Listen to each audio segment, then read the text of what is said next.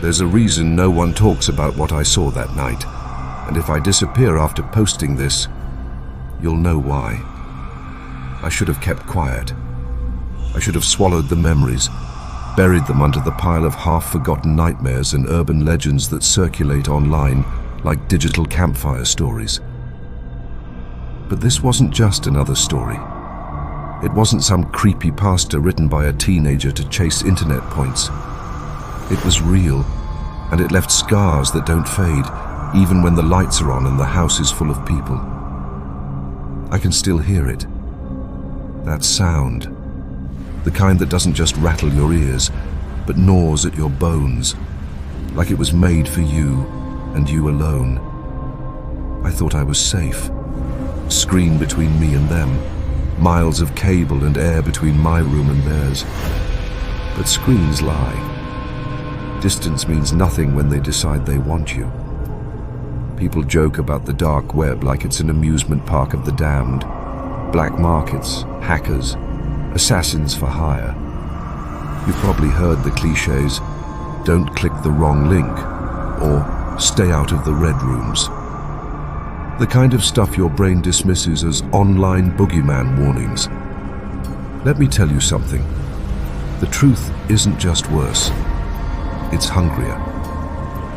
The stories they whisper online are shadows cast by something bigger, something that waits just out of sight. And I saw its face. No, not its face. That's not the right word. Faces are human, familiar. This was more like an echo given form, a thought that decided it no longer needed a host. I only saw it for a moment, but it was enough to mark me, enough to make me understand why people vanish without a trace after venturing too deep. And maybe you think you're safe because you're not the one who clicked. But if you're hearing this, if you're still here with me now, then you've already stepped too close. That's how it begins. You listen, you watch, and then... But to understand, I have to start from the beginning. People like to imagine that horror begins with blood, or shadows, or some obvious omen. The truth is, it almost never does. It starts in the most ordinary way possible, when you're tired, when you're bored, when you think nothing bad can happen, because the walls of your little world feel solid. That was me. I wasn't some hacker genius or underground cyber criminal. I wasn't chasing thrills in some neon-lit basement surrounded by servers and wires. I was just a guy, a 20-something with too much time on his hands and not enough sense to fill the silence with anything other than my own curiosity. I was in my dorm room, or maybe you could call it a shoebox with peeling paint and a radiator that coughed louder than I did during flu season.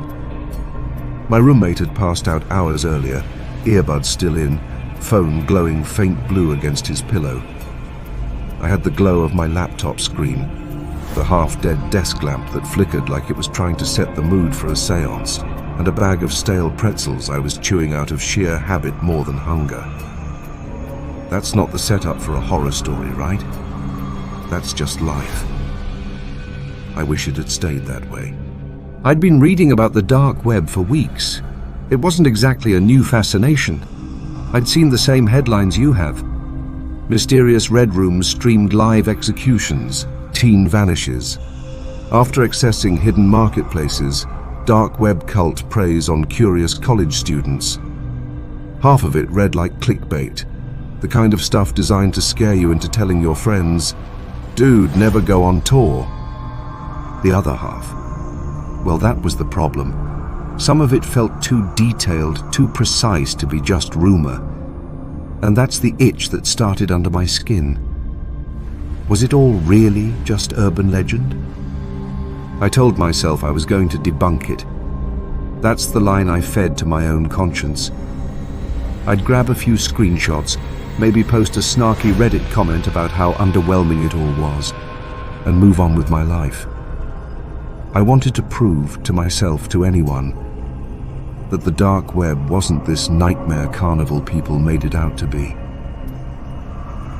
I know half of you are already calling me an idiot, I can hear you saying. Trust me, I already know. If there's a scoreboard for bad decisions, this one put me in the Hall of Fame. But back then it felt harmless. You don't sit at your desk, eating junk food, half watching YouTube on mute while browsing forums, and think, tonight's the night I ruin my life. I downloaded Tor, easy enough. I clicked through the guides, the warnings, the endless walls of text from people insisting I use a VPN, cover my webcam, disable scripts. Half of it I skimmed, half of it I ignored. Paranoia felt optional when you're just dipping your toes in, like wearing armor to a pillow fight. The first sites I saw were boring. Dead links, outdated marketplaces, forums with 3 posts since 2014. The kind of thing that feels like you've stumbled into an abandoned mall at midnight, echoes of something that might have been, but nothing alive. For a while, I almost laughed at myself. This was it? This was the terrifying dark web everyone whispered about? I was more likely to be bored to death than traumatized. Then I found it. It wasn't even hidden in some elaborate onion directory. It was buried in a forum post, like someone had casually dropped breadcrumbs for whoever was reckless enough to follow. The post title was simple, "For those who still remember." The link sat there in plain text. No comments under the thread, no replies, no upvotes. Just a dangling invitation, waiting. I hovered over it for what felt like an eternity. My screen reflected in the window beside me, my own tired eyes staring back at me like they were silently asking, "Really? Are you that bored?" And yes, I was. The moment I clicked, the page loaded in stark black. White text bloomed across the screen like it had been waiting for me, patient and silent. And then I clicked a link I should have never seen. The page that opened wasn't flashy. No neon banners, no garish colors, nothing like the cartoonish dark web screenshots you sometimes see circulating online. It was stripped down, minimal, just a black background and white text, formatted like an old-school forum. The kind of thing that looked older than me. At the top, a single line read, "Entrance granted. Behave accordingly." Below that, a list of threads stretched down the page. No avatars, no images, just usernames and titles. The usernames were unsettling in their own right. Bleached Teeth Downton 2, Filament Saint, Red Chamber Host, Hand That Feeds. Nothing screamed friendly neighborhood discussion board. The thread titles weren't much better. Collections updated. Payment confirmed. Masks required, no exceptions. The last performance, archive thread. New entrance report here. That last one pulled at me, even though every rational part of my brain was screaming to back out.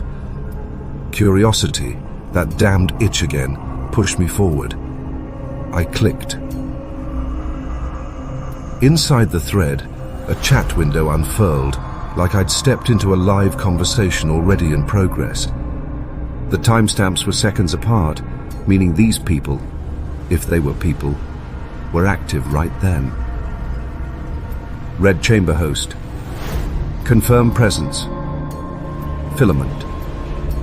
Saint. Witness accounted for. Bleached Teeth 92. New scent in the room. Hand that. Feeds. Laughing emoji made of slashes and dots. Fresh. I felt my stomach knot. Maybe it was roleplay, some elaborate LARP for disturbed forum dwellers. That's what I told myself. That's what I had to believe. I typed before I could stop myself. What is this place? The response was instant. Filament Saint. Asking questions already. Bold. Red chamber. Host. Be silent until spoken to. Hand. That feeds. New blood always trembles the loudest. My mouth went dry. I could almost hear their voices in my head, low, mocking, amused at my presence like cats circling a mouse. A new message appeared, one that froze my hands above the keyboard. Bleached Teeth 92. Welcome back. Back. The word hit me harder than any insult could have. I hadn't been here before. I didn't know these freaks. So why type that? A mistake? A guess? Coincidence? I stared at the line until my vision blurred. Finally, I typed, back? I've never been here. Red chamber. Host. They always forget the first time. Filament Saint. Don't worry, it'll come back. I slammed my laptop shut so hard it rattled the desk. My heart was pounding, the sound of it too loud in the silence of my dorm. I sat there, hunched over, like I'd just heard footsteps behind me in a dark alley. Minutes passed. I told myself it was just some twisted role-play community.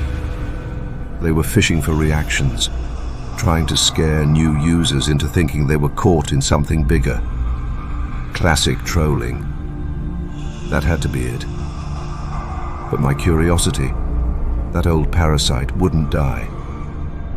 Against my better judgment, I opened the laptop again.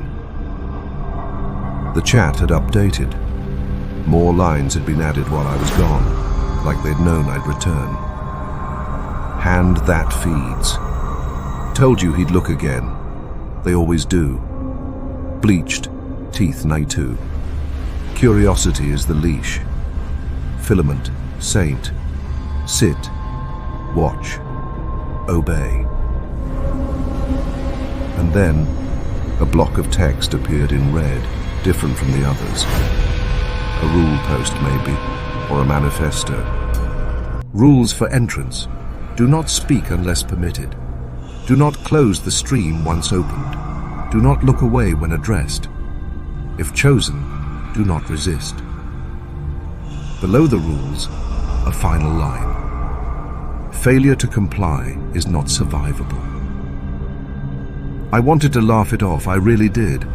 It sounded melodramatic, something out of a bargain bin horror flick. But the longer I stared at the page, the harder it became to convince myself. These people weren't joking. The chat window flickered, like someone was typing, deleting, then typing again. Finally, a single phrase appeared. Red chamber. Host. Ready the curtain. The witness is here. That was enough. I minimized the window and leaned back, dragging my hands down my face.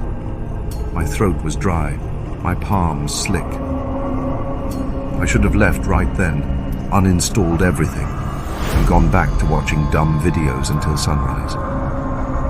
But I didn't, because I wanted to know what curtain meant. I wanted to know why they called me the witness.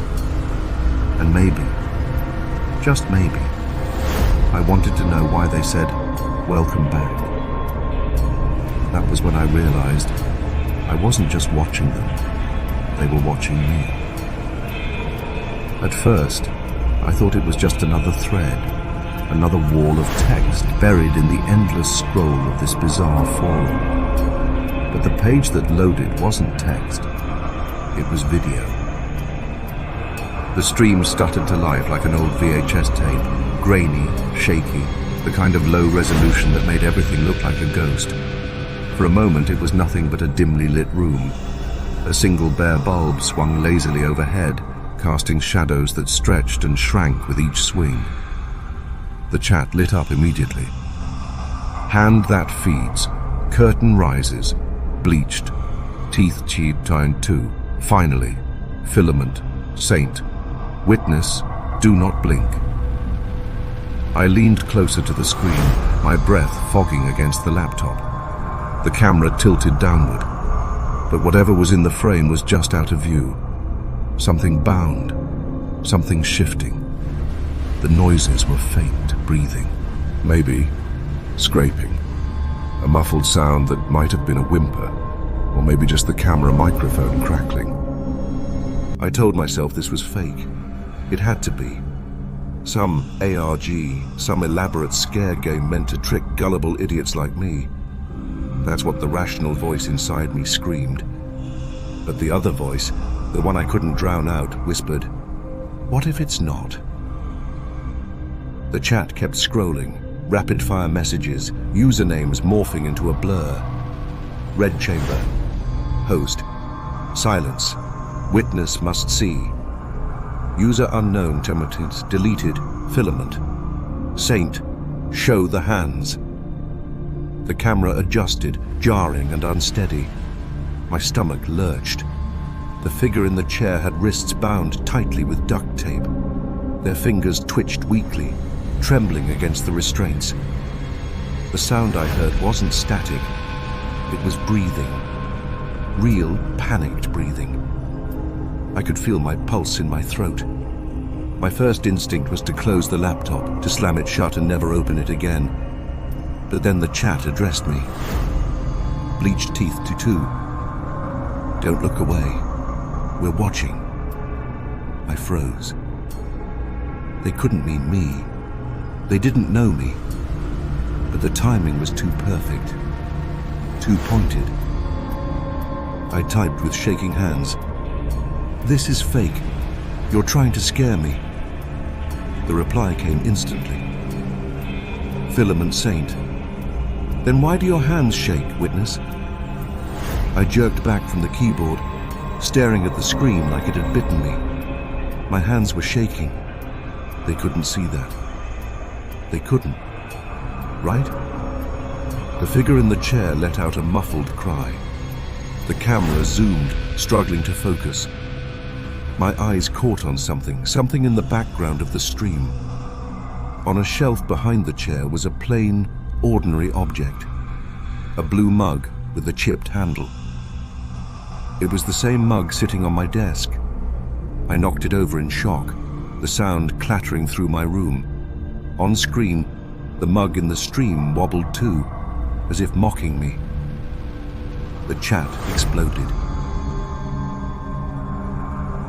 Hand that feeds, slashes and dots forming a grin. He sees.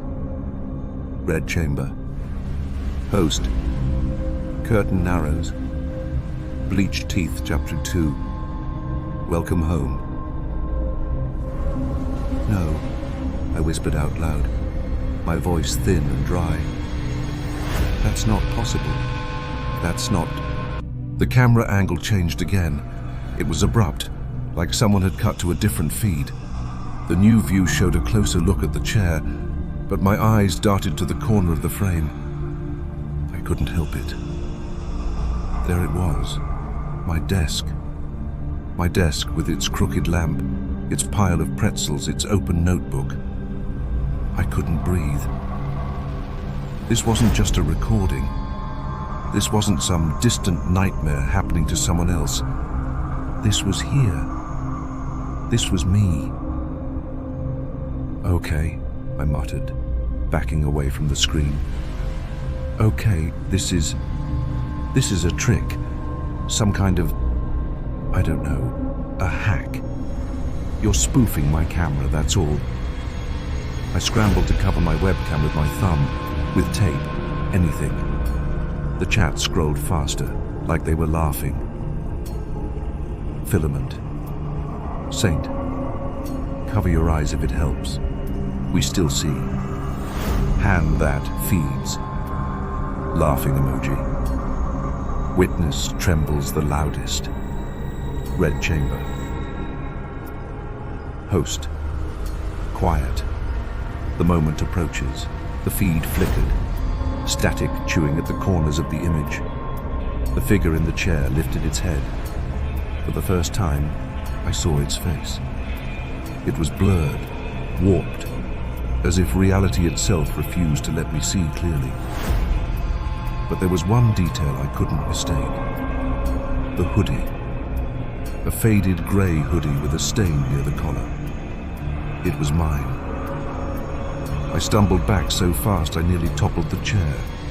My hoodie was balled up in the corner of my dorm room. I knew it was, but on the screen, the figure wore it like a second skin. And then, God help me, the figure opened its mouth.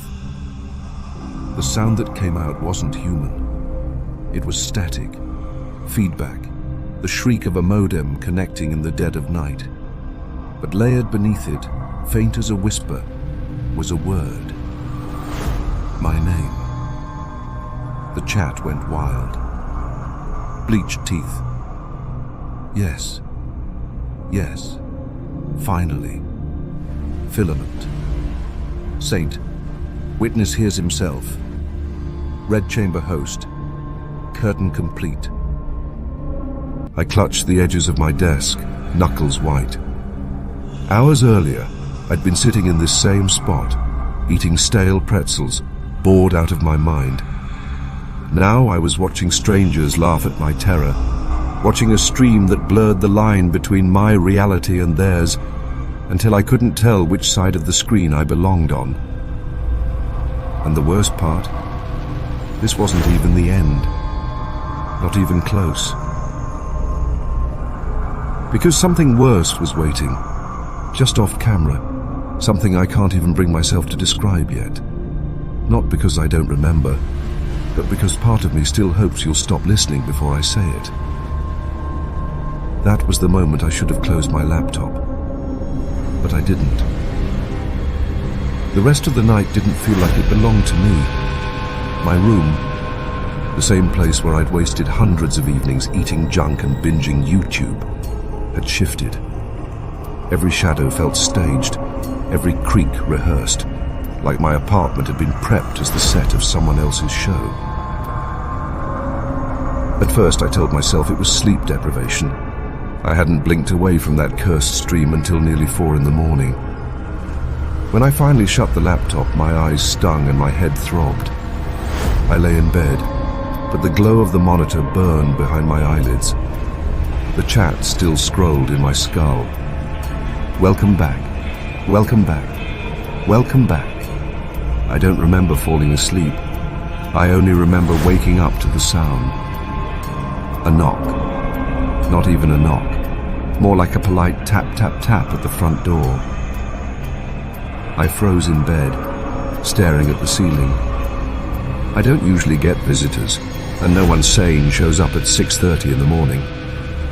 The sound came again. 3 careful taps, evenly spaced, like a metronome. I didn't move. My roommate, Alex, was the light sleeper. Maybe he'd get it. I strained my ears, waiting for his footsteps in the hall. Nothing. Just the taps. And then, silence. After a long minute, I worked up the courage to slip out of bed and tiptoe toward the living room. The door loomed ahead. A package sat at the threshold. No return label, no logo. Just my name, written in thick black marker, block letters. I didn't touch it at first. My phone came out like a weapon, screen shaking in my hand as I filmed it. This was insane. Packages don't just show up before dawn. Dude?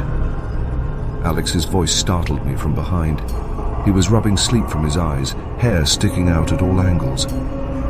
What the hell are you doing? I gestured toward the box. Did you order something? He frowned. No. Did you? No. We just stared at it. It wasn't ticking. It wasn't moving. But it was wrong. Finally, Alex shrugged, walked past me, and picked it up like it was nothing. It's light, he said, shaking it. Don't freak out. My gut churned. I already knew what was inside. I knew because I'd seen it hours ago, on that grainy stream, propped up on a table, just barely in frame. Alex tore the cardboard open with his keys. Nestled inside, under a wad of crumpled newspaper, was a small plastic toy. A bright red wind-up music box, the exact one I'd seen on screen. I felt my throat tighten. Alex chuckled nervously. "What the hell is this? Some kind of prank?" "It's not funny," I said, snatching it from the box. It was cold, heavier than it should have been. My thumb brushed the key on the back, and the box rattled faintly, like it was already half wound. I didn't turn it. I shoved it back in the cardboard and pushed it away from me. Alex gave me a look. "You're seriously scared of a toy?" "You didn't see what I saw," I snapped, louder than I meant to. My voice echoed through the apartment. "You didn't see the stream." "The what?" I realized then how insane it sounded. Telling him that strangers had been watching me, that they'd sent me something from inside the video. His face was already setting into that skeptical grin he wore whenever I spiraled. "Forget it," I muttered, storming back toward my room. I slammed the door shut, sat down at my desk, and stared at the black mirror of my laptop screen. My reflection looked like it had been dragged behind a car, pale, wide-eyed, almost not me. I told myself I was being paranoid. Someone had pranked me, that's all. Maybe the forum had my address somehow. Creepy, sure, but not supernatural, not impossible. I repeated that until my pulse slowed, until my breathing steadied. That's when the footsteps began. Soft, deliberate, moving through the hall outside my room. I turned, heart thudding. "Alex?" No answer. The steps synced, opt right outside my door. I grabbed the nearest object, a heavy book, and inched toward the handle. The silence pressed in so thick I could hear my own heartbeat pounding in my ears. "Alex," I tried again, voice cracking. Finally, his muffled reply came from the kitchen. "What?" I froze. If Alex was in the kitchen, who was at my door? Before I could even breathe, before I could scream, a soft ding chimed behind me. My laptop screen lit up on its own. A black window opened. A single line of text appeared. Camera enabled. And then, without me touching a thing, the little green light beside the webcam flicked on. I saw myself on screen, pale, shaking, clutching a book like a child. Behind me, the door.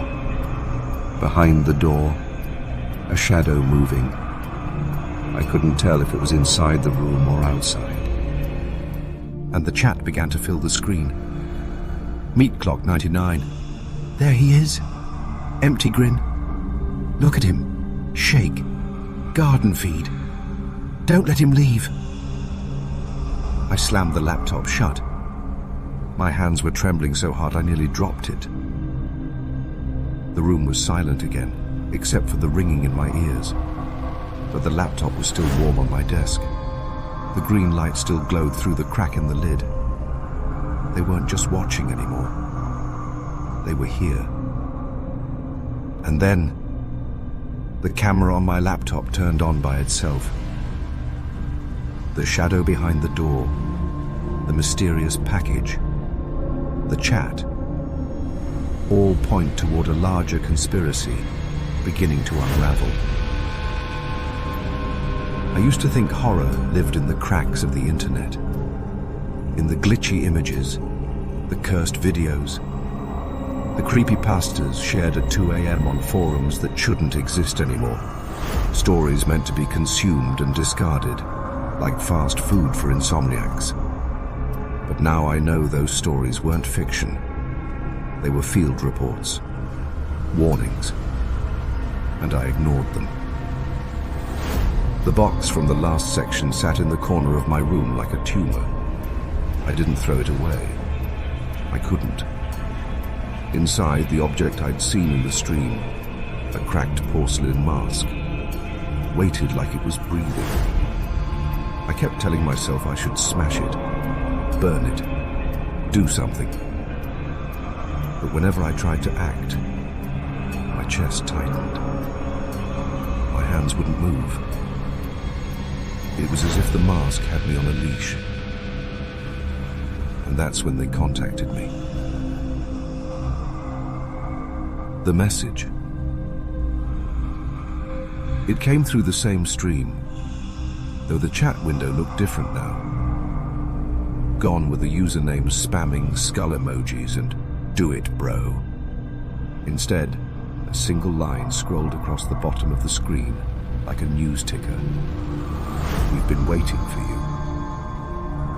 At first I laughed, a dry, cracked sound in my empty room. "Yeah, sure," I muttered. But then my laptop fan died down, completely silent. My whole room felt too still.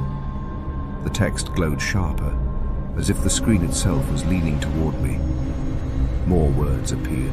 "Ared, do not close the laptop. This is the only way." I froze.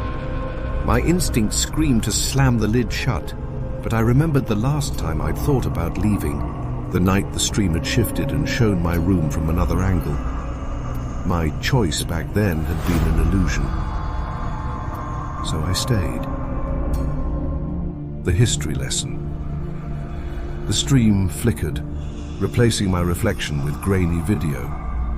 This time, no shaky handheld, no laughing crowd. Instead, an old documentary-style clip, black and white. A group of people in robes standing in a circle around an object, the same mask. The narrator's voice was monotone, synthetic. They called themselves the Hollow Assembly. Their work began before the internet, before television even. A cult devoted to recording fear itself, believing terror was a currency that could be traded across generations. Every scream preserved, every death archived. They believed fear was a doorway. The clip cut to a still photo. A 1970s living room. CRT television, wood-paneled walls. A child's face blurred out, but behind him on the TV, something that looked like a stretched shadow grinned from ear to ear. The voice continued. "You have seen fragments, lost episodes, forums warning of haunted games, urban legends of phones that answer themselves, all stories seeded by them. Every creepypasta you ever read was a map, breadcrumbs for the willing, a test to find those who would not look away." My stomach turned cold, because I had read them, all of them. As a teenager, I devoured that stuff like candy. Ben, drowned, Candle Cove, the Russian sleep experiment. Stories people laughed at but secretly feared were true. And now this voice was telling me they weren't stories. They were advertisements. The contact. The chat window came back. This time it wasn't text scrolling like before. It was a direct message. A username with no profile picture. Just 3 letters. Nul, Nul. "We've been waiting for you." Me. "Why me?" Nul. "Because you stayed. Because you watched." I typed with shaking fingers. Me. "What do you want?" Nul. "To finish the broadcast." Before I could reply, my laptop camera light turned on again, unprompted. The stream window split-screened. On the left, grainy video of the mask in my room. On the right, my own terrified face staring back. Chat messages poured in now. Not random strangers this time. There are dozens of identical lines repeating like a chant. Show him the rules. Show him the rules. Show him the rules. The rules. The screen cut to black, then displayed a list. My throat dried as I read, "Do not stop watching once the stream begins. Do not speak the true name of the assembly aloud. Do not destroy the mask. It will only move. Do not show others unless they are chosen. If you are seen, do not run. Running makes it worse. If they knock, answer. If they enter, obey. If you survive the night, you belong to us." By the time I reached the last line, I was whispering aloud without realizing. You belong to us. I slammed the laptop shut. My hands shook so hard the lid rattled against the desk. For a moment, silence. No fan, no messages, no voices. Then, 3 knocks at my door. The friend. I jolted upright. Not the front door, the bedroom door. My roommate should have been asleep 2 rooms away. Heart hammering, I shouted, "Who's there?" The door creaked open. My roommate's head poked in, eyes half closed, annoyed. "Dude, can you keep it down? Some of us work in the morning." Relief flooded me so hard I almost laughed. "Jesus, man, you scared the hell out of me." But as he stepped into the room, I noticed something. His shirt was inside out, and his left hand, he was holding something. Something white. The porcelain mask. I staggered back. "Where did you get that?" He frowned, blinking like he didn't understand the question. "What are you talking about?" "You gave it to me." "No, My words died. He slid the mask onto his face in one fluid motion, his eyes disappearing into the dark sockets. His voice, muffled but deeper, echoed the chant from the stream. "Show him the rules." I ran. The conspiracy. I didn't stop running until I was outside, barefoot, the cold concrete biting my feet. My phone buzzed in my pocket, and without thinking I answered. Static. Then a voice I didn't recognize. "You think you're the first? Every vanished streamer, every missing kid, every ghost story, they all trace back to the assembly. You read about them, you laughed, and now you've joined." "Who are you?" I demanded. The voice crackled. "Another survivor. For now. But listen carefully. The assembly isn't just a cult. They're a system. Every scream, every broadcast, every viral story. You think it's random, but it's not. They've been weaving this net for decades. And the mask, it's not a symbol. It's a lock. Once you wear it, they can use you."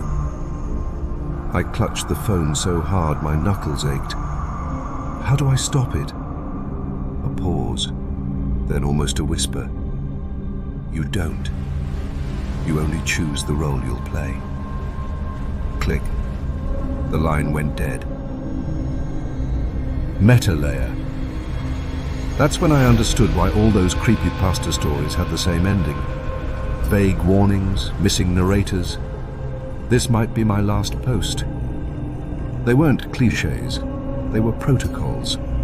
Survivors documenting their last moments before the assembly folded them into the archive. Maybe you've noticed it too. The patterns, the stories that spread like wildfire online, then vanish. The posts that feel too real. The urban legends that return every decade, slightly updated for the times. You thought they were entertainment. I thought so too. But no. Each one was a flare in the dark, Another life consumed. And now it's my turn. When I got back inside, my laptop was open on my desk, the stream already running, the mask propped on my chair facing me. The chat spammed again. Final choice, final choice, final choice. Then Null appeared one last time. Null. They said you have one last choice, but either way, you won't survive. The camera flickered, shifting from my face to a shot of my bedroom door. It was slowly creaking open. And that's where I'll leave you for now, because I need to decide. Mask or door, audience or offering. And I don't think either path leads back to the life I had. I used to think fear had a limit, that there was a point where your body just shut down, your mind went numb, and you stopped caring. I was wrong. Fear doesn't end. It mutates, sharpens, stretches time until every second feels like an eternity of razor wire dragging across your skin. That's what it felt like when they gave me the choice. The screen dissolved into static, but the voice was clear. Not a voice from outside, not even from the speakers. It felt like it came from inside my skull, vibrating behind my teeth. You know the rules. Play or vanish. Decide. The game, if you can even call it that, wasn't explained. But I didn't need an explanation. The hundreds of faces I'd seen earlier on the stream, masks, distortions, flickers of pain frozen in their final moments, suddenly made sense. They weren't viewers. They were players. They had stood where I stood. They had chosen. The room warped around me. My desk seemed to stretch, the shadows in the corners bending like they were alive, reaching. I couldn't tell if it was hallucination or reality bleeding in. The box that had arrived earlier sat on the floor, open and empty now. But I swear I could see something crawling out of it in the corner of my eye. My own heartbeat thundered so loud, I thought it would rupture my eardrums. I wanted to scream at it, even that I hadn't agreed, that this wasn't fair, that none of this was real. But my throat locked up. My body wasn't mine anymore. Then came the sensory overload. A sound like every dial-up modem in the world shrieking at once. A smell, sweet, metallic, rotting and chemical all at once, that clawed its way down my lungs. My vision doubled, tripled, and suddenly I wasn't in my room anymore. I was in the stream. Or maybe the stream had always been in me. Images flashed. A hospital corridor, flickering fluorescent lights, people in masks. Not the sterile white kind, but grotesque papier-mâché visages, grinning too wide. A black stage with a single spotlight. A door that opened onto nothing but black static. My name, written on a wall in what looked like dried blood. I realized then that vanish wasn't just a metaphor. The missing people, they hadn't disappeared. They'd been erased, rewritten, folded into this thing. The show didn't end. It consumed. The voice pressed again. Low, final, undeniable. Choose. I thought about shutting the laptop, about smashing it to pieces, but I knew it wouldn't matter. The camera's green light still glowed, unwavering, watching, recording, maybe even broadcasting. My hands shook. I don't remember moving them, but they hovered over the keyboard. Every part of me screamed to run, to refuse, to do anything but comply. And yet, something deeper, colder, whispered that I'd been here before, that this wasn't the first time I'd been given this decision. That's when the truth landed, sickening and heavy. Memory isn't reliable. Who's to say I hadn't already chosen long ago? Who's to say this wasn't the replay of my own cycle, my own rerun in their endless archive? My vision tunneled. The shadows leaned in closer, shapes with eyes where there shouldn't be eyes. I pressed a key. Or maybe I didn't. Maybe the choice was made for me the moment I entered. That sight. The voice laughed, soft, approving, endless. And then it went silent. I won't tell you what I picked. I can't. Not because I don't want to, but because I'm not sure anymore where the boundary lies between choice and inevitability. All I know is this. That's when I realized this wasn't the first time I'd played. If you're hearing this, I don't know how much time I have left. My voice shouldn't even be reaching you, but somehow it is. That means you're already closer than you realize, closer to them. I need you to understand something. This wasn't just my story. I'm not the first, and I won't be the last. Maybe you've noticed the patterns, the stories that sound too familiar, the names whispered across forums, the faces blurred in old videos. They all point to the same place, the same game. They told me once that survival wasn't about strength or luck or even choice. It was about attention. Who's watching? Who's listening? Who's willing to believe? That's why I'm talking to you now. Because whether I wanted it or not, I've become part of their show. And by listening, so have you. I don't know how long I can hold them off. My connection flickers, my screen distorts, and sometimes I swear I see someone standing just behind me in the reflection. If this cuts out, remember this. Don't stay silent. Share this. Comment. Leave some trace. Keep the record alive. Because that's the only way any of us stay real. And before I go, before I lose the last fragments of myself, I need you to do one thing for me. Right now. Look at your webcam. Do you see it too?